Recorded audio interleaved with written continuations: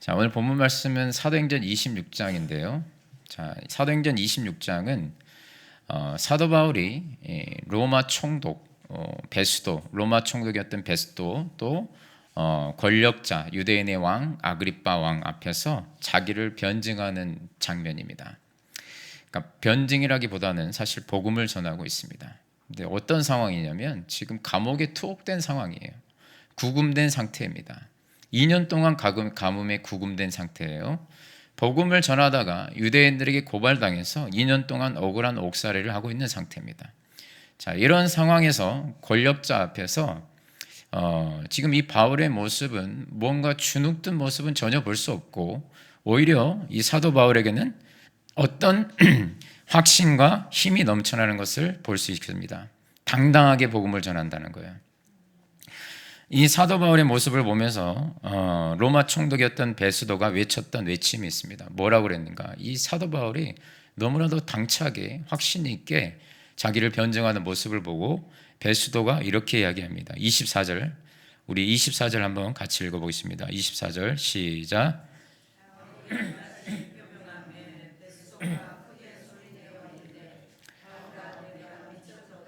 내 많은 학문이 너를 미치게 한다 하니. 자, 지금 베스도가 바울에게 뭐라고 합니까? 네가 미쳤도다 이렇게 얘기합니다. 네가 미쳤다는 거예요. 베스도가 보기에 바울은 제정신이 아닌 것 같았어요. 미친 것 같았어요. 왜냐? 바울은 복음을 전하다가 지금 잡혀왔는데, 지금 잡혀와가지고 또 뭐 하고 있냐면 또 복음을 전하고 있습니다. 그러니까 너 미쳤구나 그렇게 이야기하는 거예요. 여러분, 미쳤다는 말이 무슨 뜻입니까? 우리 뭐 미쳤다는 말을 많이 듣지는 않죠. 많이 쓰지도 않지만, 그런데 이 미쳤다는 말이 무슨 뜻이에요? 균형이 깨졌다는 뜻이에요. 균형이 깨졌다. 예를 들어서 어떤 사람이 도박에 이제 빠져 있어요. 그럼 도박에 미쳤다 그러죠. 게임에 미쳤다 그러죠. 또 쇼핑에 미쳤다 그러죠. 주식 투자에 미쳤다 그러죠. 무슨 얘기예요? 삶의 균형이 다 깨져버리고 거기에만 몰입되어 있다는 겁니다. 그러니까 예수님께 미쳤다는 말은 무슨 말입니까? 균형이 다 깨져버리고 어디에만 몰입되어 있다는 거예요? 예수님께만 몰입되어 있다는 겁니다. 균형이 다 깨질 정도로 자기가 제어가 안 돼요. 그러니까 미친 건 그거냐? 도박에 미쳤다 그러면 제어가 안 돼요. 미친 사람은 꺼낼 수가 없습니다. 도박에 미치면 손을 잘라도 뭐 발가락으로 한다면서요. 미치면 제어가 안 됩니다. 스스로 제어가 안 돼요. 빨려 들어가 있어요. 미쳤다는 것은 뭔가 새로운 힘에 의해서 사로잡혔다는 뜻입니다. 그게 미쳤다는 거거든요. 자기 뜻과는 관계가 없이 무슨 새로운 힘에 의해서 끌려가는 거예요. 저는 그것을 우리 청년들이 연애하는 모습을 통해서 가끔 봅니다. 이렇게 사랑을 느끼기 시작할 때 청년들 보면 이렇게 사랑에 눈이 멀었다 그러잖아요. 사랑에 눈이 멀었다. 자기 의지로 그때부터는 안 됩니다. 그렇죠? 눈만 뜨면 누구 생각? 그 형제 생각, 그 자매 생각, 그렇잖아요. 온통 그 생각이에요. 제가 이제 청년부 사역을 이렇게 했다 보니까 청년들 얼굴만 봐도 대충 알겠어요. 저한테 뭐 교제한다, 연애한다 소리 안 났지만 얼굴만 봐도 알겠어요. 말투가 달라져요. 얼굴 색이 달라져 있고, 얼굴 색깔, 얼굴 표정, 옷 입는 거 다 달라져요. 굉장히 달라집니다. 숨길 수가 없어요. 숨길 수가 없어요. 우리 청년들은 좀 아직 아닌 것 같아요. 마찬가지로 예수님께 사로잡히고 예수님 성령님께 사로잡히면 드러날 수밖에 없습니다. 예수님께 미쳐 있다는 거 숨길 수 없습니다. 숨겨지지 않아요. 드러납니다. 예수님께 미치면 어떤 일이 일어나는가? 오늘 사도 바울의 모습을 살펴볼 텐데, 예수님께 사로잡혔다, 예수님께 미쳤다, 이런 사람의 특징은 영적인 당당함이 있습니다. 당당해요. 자, 오늘 사도 바울을 보십시오. 굉장히 당당합니다. 권력자인 로마 총독 베스도 앞에서, 유대인 왕 아그리빠 앞에서 주눅든 게 없어요. 세상 권세 앞에 당당한 그리스도인의 모습입니다. 다 바울은 지금 죄수 신분이에요. 그런데 주저함이 없습니다. 오히려 더 당당하게 외칩니다. 빌빌 기지 않아요. 누가 왕인지 모르겠어요. 오히려 베스도를 보면 베스도가 당황해가지고 뭐라고 하면 네가 미쳤도다, 네 많은 학문이 너를 미치게 만들었도다 그렇잖아요. 근데 바울은 뭐라 그래요? 아니야, 난 정상이야, 온전해, 지극히 나는 온전해, 그렇게 이야기하잖아요.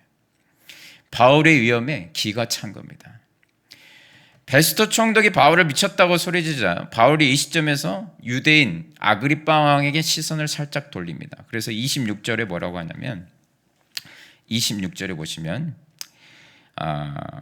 이렇게 나오죠. 왕께서는 이 일을 아시기로, 이렇게 나와 있어요. 이 말은 무슨 말이냐? 유대인 왕이요, 당신은 로마 총독 베스와 다르지 않느냐? 당시 이때는 유대 땅이 로마 총독의 지배 아래 로마의 지배 아래 있었거든요. 그러니까 로마 총독이 있고, 예전에 우리 일제 시대처럼 총독이 있고 그에 또 왕이 있었어요. 유대인의 왕. 그 유대인의 왕 이제 아그리빠에게 이야기하는 거예요. 왕은 이 일을 아시기로, 이게 무슨 뜻이냐? 당신은 유대인 왕 아니냐? 그러면 당신은 구약 성경을 알고 예수 그리스도를 알지 않느냐? 이때 당시에 여러분 예수님을 십자가에 못 박아서 죽인 사람들이 살아있을 때예요. 그러니까 당신은 이 십자가, 예수님이 부활 다 알지 않느냐? 지금 유대인 아그리빠 왕에게 이렇게 물어보는 겁니다. 압박을 하는 거죠. 그러면서 27절에 사도 바울이 이렇게 이야기합니다. 27절 보시면 아그리빠 왕이여, 선지자를 믿으시나이까? 믿으시는 줄 아나이다. 아그리빠 왕에게 선지자를 믿으십니까? 그래놓고 대답도 듣지 않고 자기가 대답해요. 믿으시는 줄 아나이다. 믿으시죠? 당연히 믿겠죠. 이렇게 이야기하는 거예요. 그러니까 아그리빠 왕이 할 말이 없어요. 선지자를 믿으시나이까? 이 무슨 말이냐면 구약 성경을 믿으십니까? 그 뜻이에요. 그럼 유대인들은 구약 성경을 믿어요, 안 믿어요? 믿죠. 지금도 믿죠. 이스라엘 사람들은 구약 성경을 믿습니다. 신약을 안 믿죠. 그러니까 선지자를 믿으시나이까? 당연히 믿겠죠. 유대인의 왕인데 안 믿겠다고 하면 정치적으로 여러분 큰 위기에 빠지게 되거든요. 당연히 믿는 줄 아나이다. 그러면서 넘어갑니다. 그러면 구약 성경이 예언하는 메시아를 믿지 않느냐? 그렇게 이제 몰아갈 셈이었던 거예요. 지금 이 상황은 어떤 시츄에이션이냐면 아그리빠 왕이 완전히 바울에게 말려 들어가는 상황입니다. 아그리빠 왕은 처음에 폼을 딱 잡고 경호원들과 함께 분위기를 압도하면서 바울을 압박하려고 했는데 바울이 전혀 주눅들지 않고 오히려 당당함으로 그 위험이 막 포스가 이렇게 뿜어져 나오는 거예요. 그래서 아그리빠의 세상적인 권위를 오히려 땅에 떨어뜨립니다. 그 바울한테 지금 말려 들어가고 있어요. 그런데 참 안타깝게도 이 아그리빠 왕이 그 순간 정신을 번뜩 차립니다. 자, 정신을 차리고 뭐라고 하냐면 말려 들어가다가 정신을 차렸어요. 28절에 이렇게 나와 있습니다. 28절 이렇게 나와 있어요. 같이 읽어볼까요? 시작. 아그리빠가 바울에게 이르되 내가 적은 말로 나를 권하여 그리스도인이 되게 하려 하는도다. 이게 무슨 말이에요? 네가 적은 말로 나를 권하여 그리스도인이 되게 하는도다. 내가 진짜 나 한바트럼 예수님 믿을 뻔했다, 이 뜻입니다. 나 진짜 한바트럼 예수님 믿을 뻔했다. 내가 정신 차렸기에 망정이지 한바트럼 여기서 아멘이 나올 뻔했다는 거예요. 아멘이. 내가 예수님 믿을 뻔했다는 거예요. 네가 적은 말로 나를 예수쟁이가 되게 하려고 했구나. 여러분 여기 그리스도인이라고 나오죠. 성경에, 영어 성경에는 크리스천이라고 나오거든요. 크리스천이 이 단어에서 나왔어요. 그리스도인이라는 단어는 성경에 3번 나오거든요. 그리스도인이라는 단어 누가 만들었을까요? 그리스도인. 제자들이 만들었을까요? 다 착각하고 있더라고요. 제자들이 만들었을 것이라고. 크리스천. 아니에요. 그리스도인이라는 단어는 믿는 사람들이 만들어낸 단어가 아닙니다. 믿지 않는 불신자들이 만들어낸 단어예요. 좋은 의미일까요? 아니죠. 어떤 의미인 줄 아세요? 예수에 미친 것들. 딱 이 의미입니다. 이 그리스도인이라는 뜻이 그때 당시에 예수님 믿는 사람들을 믿지 않는 불신자들이 유대인들이 뭐라고 그랬냐면 그리스도인, 예수에 미친 것들. 이 말이 딱 맞습니다. 그러니까 당시에 예수님 믿는 사람들을 딱 보면 불신자들이 보기에 저 사람들 미쳤다. 뭐예요? 예수님에게 미쳤다는 거예요. 사자굴에 잡혀가서도 뜯겨서 죽어도 또 뭐예요? 화형을 당해도 잡혀가고 감옥에 들어가도 어때요? 계속 예수님을 믿어요. 예수님을 전해요. 저 사람들 미쳤다는 거예요. 안 믿는 사람들을 보기에 미친 사람들처럼 보였습니다. 초대교회 성도들은 다 예수님께 미친 사람처럼 보였습니다. 그 모습을 보고 그리스도인이라는 단어가 만들어졌어요. 요즘 우리 믿는 사람들을 보고 요즘에는 뭐라고 합니까? 안 믿는 사람들이?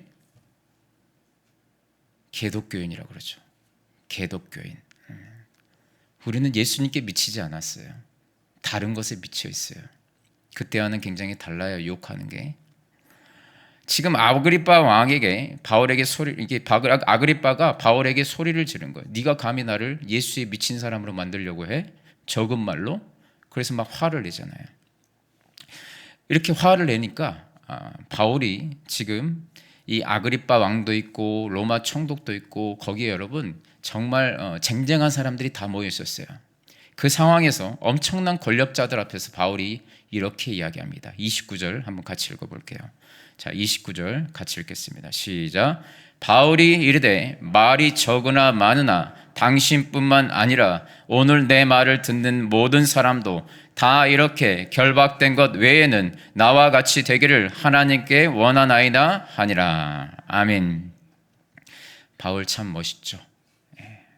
참 멋있습니다. 지금 바울 거기에 있는 사람 중에 바울보다 못한 사람은 하나도 없어요. 바울은 정말 거짓골로 결박되어 있거든요. 죄수예요. 그런데 뭐라고 그래요? 너희들 다 나와 같이 되기를 원한대요. 이 말은 여러분 나와 같이 되기를 원합니다. 이 말은 누가 하는 말인 줄 아세요? 위인전기에나 나올 법한 정말 유명한 사람들이 하는 말이에요. 빌 게이츠 같은 사람이 하버드 대학 졸업식 같은 데 가서 할 수 있는 말이 이런 거예요. 너희들 나와 같이 됐으면 좋겠다. 그런 사람이 나처럼 되라고 너희들 열심히 노력해서 나처럼 돼야 돼. 이렇게 메시지로 나눈 건데 지금 바울은 자기보다 돈 많고 유명하고 권력자들이에요. 그 권세자들 앞에다 놓고 한다는 말이 뭐냐면 내가 이렇게 감옥에 결박된 것 외에는 너희들이 나와 같이 되기를 원한다. 이렇게 이야기한 거예요. 그리고 얼마나 황당하겠어요. 거기 있는 사람들이. 그렇지 않습니까? 얼마나 황당하겠어요. 괜히 미쳤다고 한 게 아니겠죠. 얼마나 황당하겠습니까? 바울이 지금 무슨 말을 하고 있는 거예요? 너희들이 나와 같이 되기를 원한다. 이게 무슨 말일까요, 여러분? 뭐가 자기처럼 되게 해달라는 거예요? 내 안에 있는 예수 그리스도의 생명의 복음이 너희들 안에 있었으면 좋겠다는 거예요. 내 안에 있는 예수 그리스도가 너희 가운데도 자장하시기를 원한다는 겁니다. 그래서 너희들도 예수님께 사로잡혀 예수님께 미친 자들이 됐으면 좋겠다는 겁니다. 세상에 썩어질 권세와 부귀영화에 미치지 말고 예수님께 미친 자들이 되었으면 좋겠다는 겁니다. 지금 이 재판장에 있는 사람 중에 바울보다 못한 사람은 단 한 사람도 없어요. 아그리빠 왕 부부, 베스도 총독, 5명의 청부장, 거기 시의회 의원들, 로마 제국의 식민지인 이스라엘 땅의 최고의 지배자들이 거기 다 앉아 있습니다. 저마다 화려한 간복과 예복을 입고 자기를 가시하면서 헛기침 하면서 거기에 다 앉아 있는 거예요. 그런데 그 사람들 앞에 있는 바울의 모습은 어떻습니까? 2년 동안의 옥살이로 정말 거지 같은 몰골이에요, 여러분. 주머니에 동전 한 입도 없어요. 세상적으로 내세울 거 하나 없습니다. 겉으로만 보면 바울이 오히려 거기 앉아있는 사람들 보면서 하나님 제발 좀 저도 저 사람들 같이 좀 되게 해 주십시오. 이 꼴이 뭡니까? 최소한 이 감옥이라서라도 나가게 해 주십시오. 이렇게 기도해야 맞을 것 같은데 바울이 뭐라고 해요? 내 말을 못 듣는 모든 사람도 내가 이렇게 결박된 것 외에는 나와 같이 되기를 하나님께 원하나이다. 하나님께 원한대요. 뭘요? 저 사람들처럼 나 좀 높이 세상에 좀 높은 자리에 올라가게 해주세요. 아니잖아요. 초고속 승진, 임원, 내가 주식 산 거 오르게, 내 집값 오르게 뭐 해달라고 기도해요? 세상 거지 같은 몰골의 바울이 그 땅의 지배자들 최고의 위치에서 내려다보고 있는 사람들에게 오히려 바울이 뭐라고 하냐면은 내려다보면서 하나님 앞에 기도하는 거예요. 저 사람들 나와 같이 되기를 원합니다. 무슨 말입니까? 나같이 거지 같은 몰골 되라는 뜻이 아니겠죠. 내가 보기에는 너희들이 아무리 화려한 옷을 입고 앉아있고 왕관을 쓰고 앉아있어도 권력과 부와 명예를 가지고 있어도 예수님 없는 너희들은 너무나 불쌍한 자들이라는 거예요. 예수님 없는 사람의 인생은 아무리 화려해 보여도 너희들의 삶은 아무 의미 없는 그냥 죽음을 향한 행진일 뿐이라는 겁니다. 그런데 나는 세상에 은과 금은 없어도 예수 안에서 누리는 영원한 생명이 있다는 거예요. 그래서 너희들도 모두 나와 같이 되기를 원한다. 하나님께 지금 기도하면서 선포합니다. 나와 같이 되기를 원하노라. 나와 같이 되기를 원하노라. 이게 그리스도인의 위엄입니다.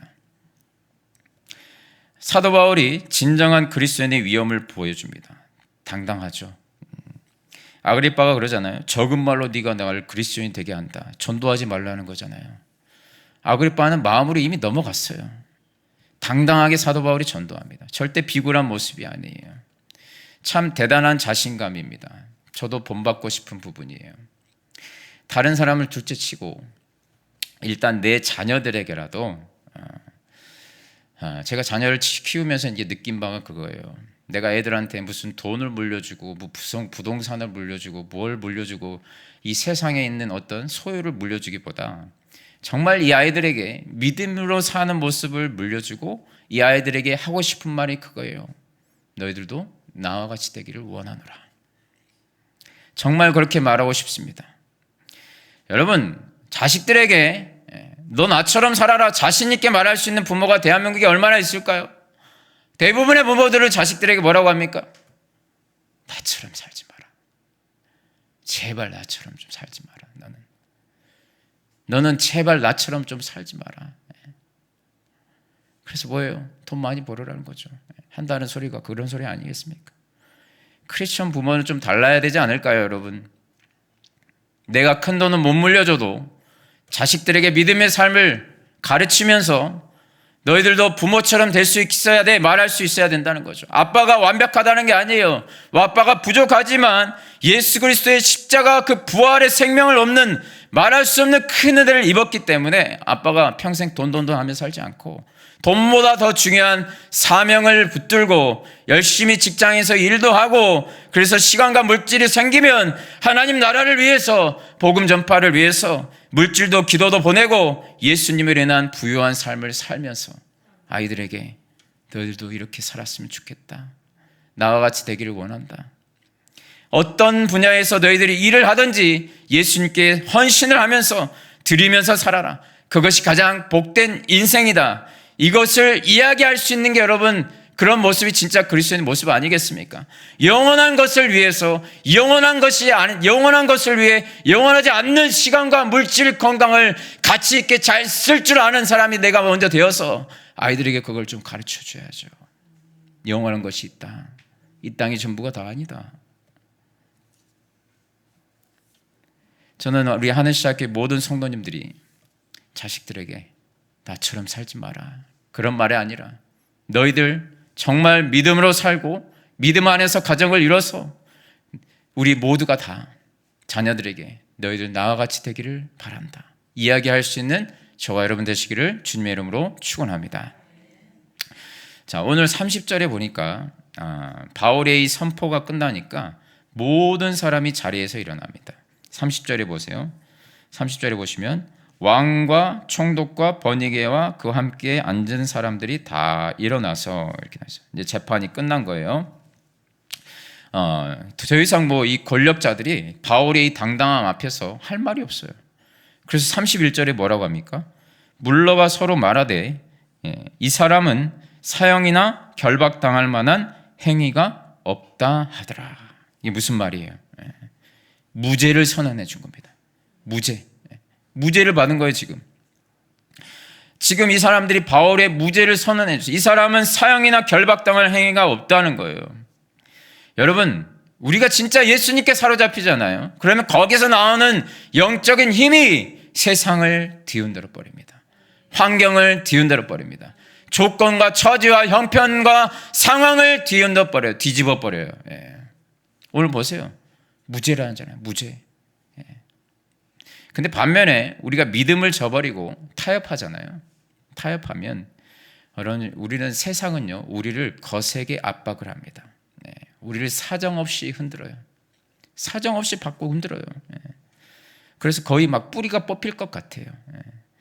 여러분, 예수님께 사로잡히는 당당함, 이 사도 바울처럼 이 당당함을 가지고 살아가시기를 주님의 이름으로 축원합니다. 상황에 휘둘리는 게 아니라, 처지와 형편에 흔들리는 게 아니라, 오히려 그 상황, 처지, 형편을 예수님께 사로잡힌 바 되어 흔들어서 뒤집어버리는 저와 여러분 되시기를 주님의 이름으로 축원합니다. 지금 이 시대를 살아가는 현대인의 크리스천이라고 하는 그리스도인들의 가장 큰 문제가 뭔가 여러분 뭐라고 생각하십니까? 지금 이 시대를 살아가는 이 기독교, 교회, 크리스천들의 문제가 뭐라고 생각하십니까? 뭐일까요, 여러분?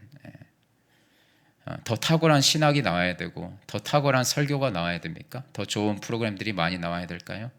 문제가 뭘까요? 많은 그리스도인들의 문제 여러 가지가 있겠지만 정말 큰 문제가 뭐냐면 우리 크리스천들이 저를 포함해서요 너무 정상적이에요. 너무 정상적이에요. 겉으로 보기에 실용적이고 합리적이고 논리적이고 굉장히 그럴듯해 보입니다. 세상 사람들로부터 굉장히 정상으로 보이기 위해 노력하는 것 같아요. 세상 사람들이 나를 미쳤다고 할까 봐 굉장히 걱정하는 것 같아. 조심스러워합니다. 그래서 신앙생활을 하면서 참 절제하면서 균형을 잘 잡습니다. 우리 현대 그리스도인들 참 균형이 잘 잡혀 있어요. 밸런스가 참 적절하게 누가 가르쳐주지도 않았는데 너무나 잘 짜서 시간표를 운영을 합니다. 나는 일주일에 몇 시간을 이렇게 보내고 몇 시간은 직장이고 직장이 끝나면 나는 이렇게 몇 시간은 개인적인 시간을 보내고 그리고 난 다음에 몇 시간은 이제 교회에서 보내고 시간표가 아주 잘 잡혀 있습니다. 신앙생활을 굉장히 합리적으로 잘 하는 것 같습니다. 그런데 어떤가? 무기력합니다. 그렇게 균형이 잘 잡혀 있는데 그 균형이 잘 잡혀 있는 사람을 통해서는 하나님의 역사가 전혀 일어나진 않아요. 교회를 잘 다니거든요. 그냥 다녀요. 성경에 나오는 복음의 위력이 나타나지 않아요. 다이나마이트 같이 터지는 그 사도행전에 나오는 그리스도인들의 폭발력이 하나도 보이지 않아요. 교회 안 다니는 사람하고는 차이가 없어요. 아무것도. 너무 정상적이에요. 그런데 힘이 없어요. 그리스도인으로서 아무 힘이 없어요. 무기력해요. 굉장히 실용적이에요. 합리적이에요. 논리적이에요. 그런데 아무 힘이 없어요. 왜 그럴까요? 여러분 잘 들으세요. 신앙은요, 균형이 아닙니다. 사로잡힘입니다. 여러분들이 균형 잡는 순간 무기력해져요.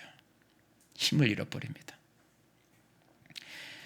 하나님 나라의 역사는 사로잡힌 자들을 통해서 이루어집니다.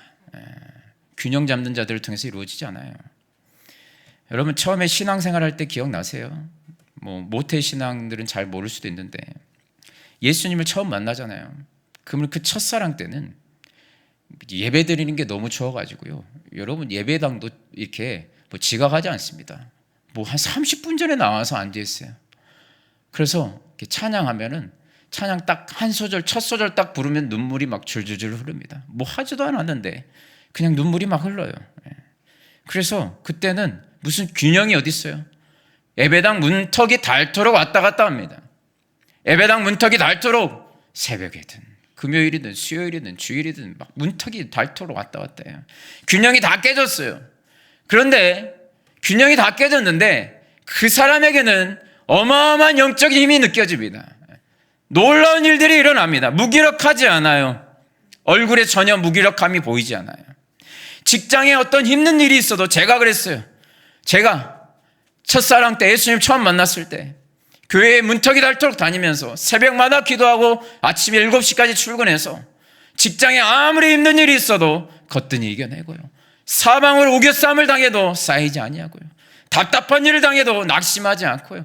박해를 당하면 오히려 더 강해지고요. 거꾸로 뜸을 당하면 누가 잡아뜨리면 다시 벌떡 일어납니다.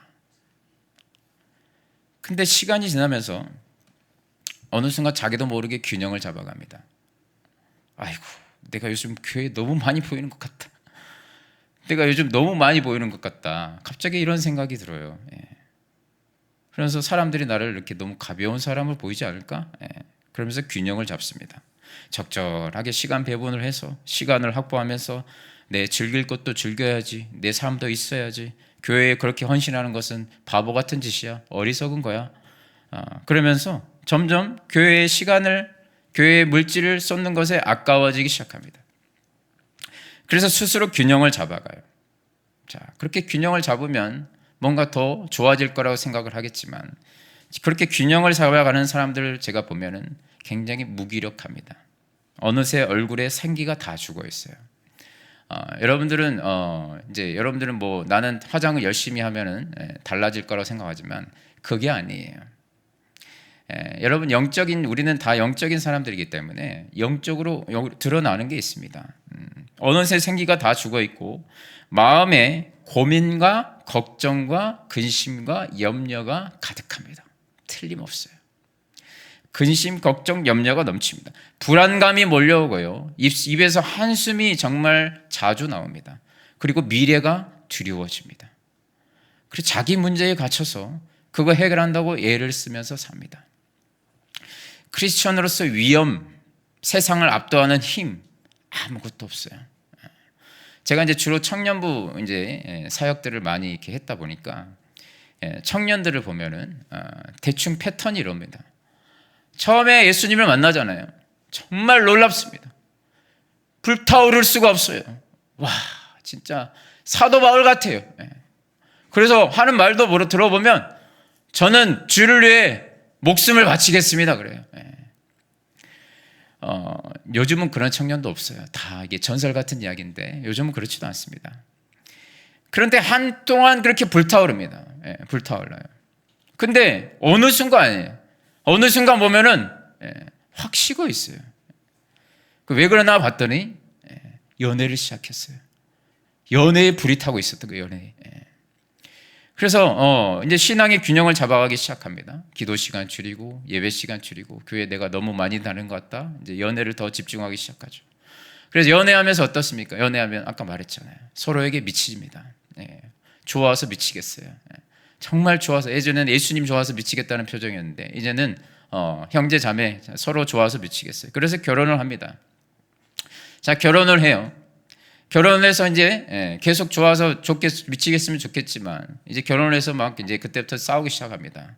너 때문에 미치겠다 그럽니다. 너 때문에 미치겠다. 그러다가 이제 아이가 생기죠. 그러면 이제 뭐예요? 얘 때문에 미치겠다 그러죠. 한참 지나가 보면 교회에서 그렇게 불타올랐던 사람이 교회에서 딱 주일에 1시간 보입니다. 1시간.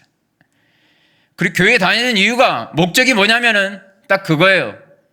벌받지 않기 위해서. 벌받지 않기 위해서. 하나님 우리 가정 지켜주시고 보호해 주시고 좀 잘 되게 해주시라는 거예요. 딱 기도 제목은 딱 그겁니다. 잘 지내는 거. 더 이상 기도 제목이 나오지 않아요. 초대교회의 그리스도인의 모습은 아니죠. 그렇죠? 그 성령을 압도하는 역사를 눈 씻고 찾아봐도 볼 수가 없습니다. 굉장히 무기력하게 교회만 다니는 거예요. 이렇게 왔다 갔다. 그게 그리스도인의 위험은 아니거든요. 그리스도인의 모습은 그게 아닙니다, 여러분. 예전에 한 2, 3년 전이에요. 여러분들 다 아실 겁니다. 미국의 한 대학교에서 청년들이 예수님께 미친 적이 있습니다. 균형이 완전 깨져버렸어요. 청년들이 요새 보기 힘든 일이죠. 미국에 이제 켄터키주 윌머라는 지역에 에즈베리 대학교가 있습니다. 우리나라로 치면은 뭐 총신대학교 이 정도 될 겁니다. 그러니까 신학대학원이 있는 종합대학이에요. 그런데 그 대학생들 뭐 신학만 있는 게 아니고 일반 학과 학생들이 더 많습니다. 근데 이제 이런 신학대학은 크리스천 대학은 뭘 하냐면 체프를 해요. 그렇죠? 우리나라도 뭐 선교사님들이 세우신 연세대, 이화여대, 뭐 숭실대학교, 배재대학교 다 뭐가 있냐면 체풀이 있습니다. 체풀 예배를 드립니다. 예배를 드리는데 이 학교도 예배를 드리는 거예요. 체풀 매일. 그래서 이제 20대 초반 학생들이 어느 때와 같이 수요일에 예배를 체풀을 드렸어요. 체풀을 드렸는데 체풀이 끝났는데 한 20명의 청년들이 계속 기도하고 남아서 찬양을 한 거예요. 찬양을 계속해서 이어갔습니다. 그러다 그 중에 한 청년이 갑자기 일어나서 자기의 죄를 고백하는 거예요. 누가 시키지 않았어요. 우리 자기 죄를 한번 나눠봅시다. 이게 한 게 아니에요. 그냥 찬양하다가 기도하다가 갑자기 자기의 죄를 한 청년이 나눈 겁니다. 나는 오늘 예배 오기 너무 싫었고 나는 며칠 전에 자살하고 싶었다. 죽고 싶었다는 거예요.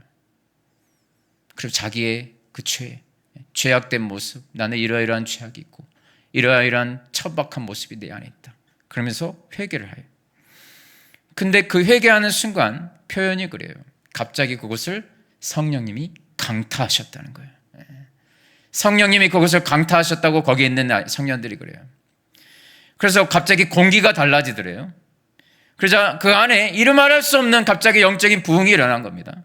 그 부흥이 뭐냐? 그 청년이 회개를 하니까 다른 청년들도 다 회개를 하기 시작합니다. 그러면서 울면서 기도하기 시작합니다. 그러면서 기도하고 찬양하고 기도하고 찬양하고 한 발자국도 움직이기 싫더라는 거예요. 갑자기. 그래서 그 청년들이 뭘 봤냐면 하나님의 영광을 봅니다. 하나님의 영광을 봐요. 이 추상적인 단어잖아요. 영광을 보는 게 뭡니까? 근데 그 청년들이 그때 하나님의 영광을 봅니다.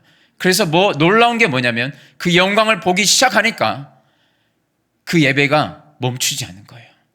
계속 찬양하고 그 촛불이 끝난 순간부터 계속 찬양하고 기도하고 끝났는데 청년들이 계속 찬양하고 기도하고 있으니까 이상해서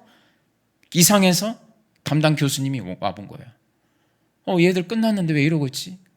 그래서 막 울면서 다들 기도하고 있으니까 교수님이 와서 또 말씀을 전해요. 기도하고 말씀 듣고 찬양하고 기도하고 24시간 이어집니다. 그런데 24시간이 아니라 이것이 2주 동안 이어집니다. 그래서 미국의 전역에서 사람들이 몰려와서 줄을 섭니다. 나도 저 예배당 한번 들어가게 해달라고. 나도 저희 하나님의 영광 한번 보고 싶다고 줄을 서요. 집회를 가지 않아요. 못 나가겠는 거예요. 하나님의 영광이 임하니까 집에 가자고 말하는 사람이 하나도 없어요. 주의 임재에 사로잡히니까 다 미쳤어요.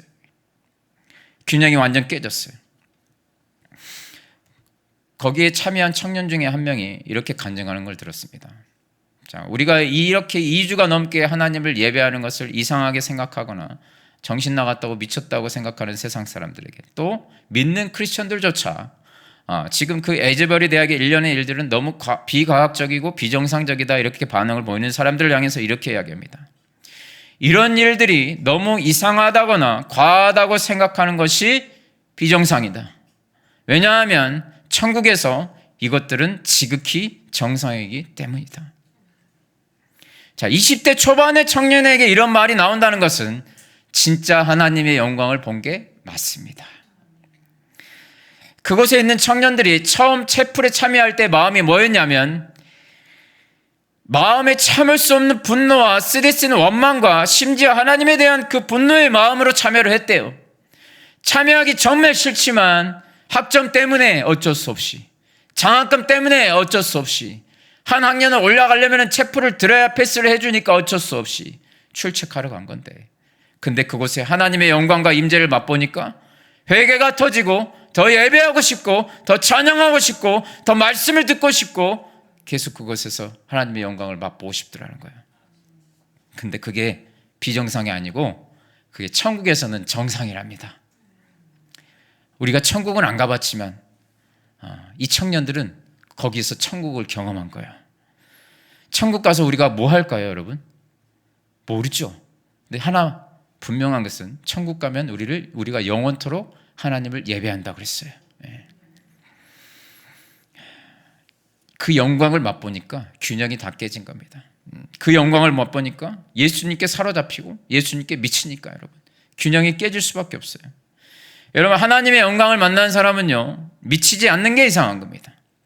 예수님을 제대로 만난 사람들이요, 그리스도의 빛난 영광을 본 사람들이요, 미치는 것이 정상입니다. 여러분, 사도 바울이 그랬어요.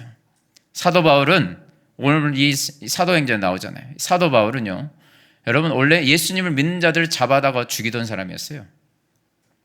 사울이었습니다. 그런데 그 사울이 다메섹 도상에서 예수님 믿는 자들을 잡으러 가다가 그때 예수님이 사도 바울을 강권적으로 만나 주십니다.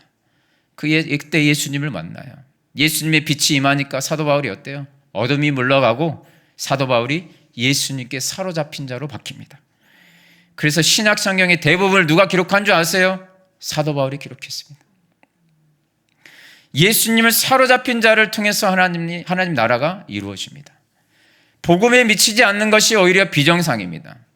내가 예수님 믿어요. 믿는데 그냥 교회만 왔다 갔다 한다.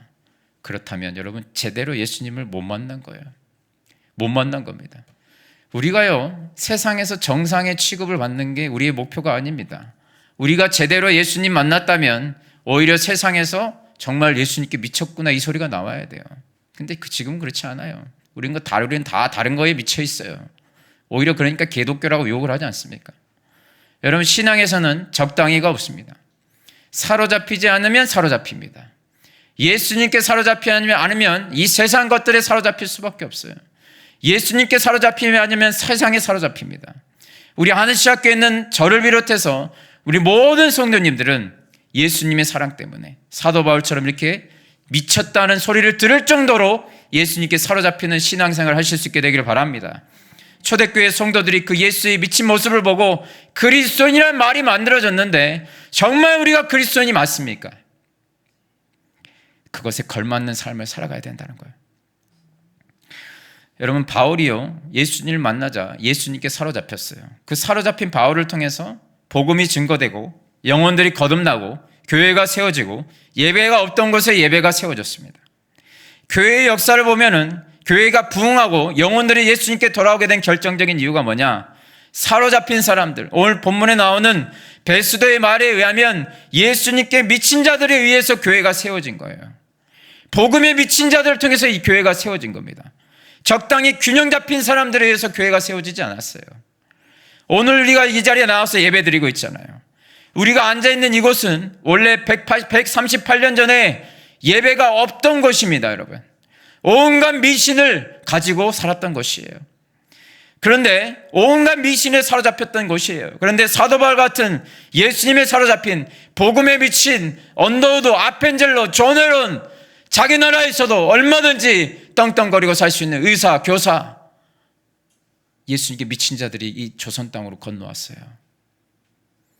죽어가는 영혼들의 자기가 죽어가면서 5년 만에 와서 3년 만에 와서 전염병에 걸려 죽어가면서 피 묻은 복음을 전하면서 교회를 세웠습니다. 그 청년들을 통해서 그 미친 예수에 미친 청년들을 통해서 여러분 오늘날 우리가 이렇게 예배드리고 있는 거예요. 근데 우리는 너무 멀쩡합니다.